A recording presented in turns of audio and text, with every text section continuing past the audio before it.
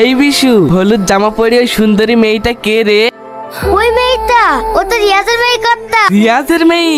একবার খোঁজলি দেখিস তো মেয়েটার বিয়ে দেবে কিনা। এসব আপনি কি বলছেন কর্তা? বাড়িতে গিন্নি মাকে রেখে আপনি আবার এই বয়সে বিয়ে করবেন? ছি ছি ছি। আমার লেগে বলছি নাকি, আমার ছেলের লেগে বলছি।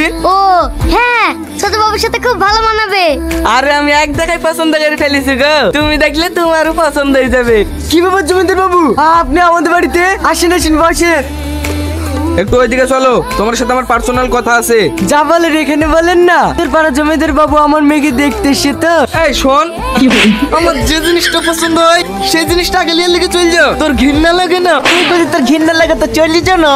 আমি এই বাড়িতে আগে এসছি, আমার ছেলের সাথেই ওর মেয়ের বিয়ে হবে, কথাটা মাথায় থেকে জানে। সব টালটুল লোকের কথা ছাড়ি দে। শোনো রিয়াজ ভাই, আমার ছেলের সাথে তোমার মেয়ের বিয়ে দেবো, 1 টাকাও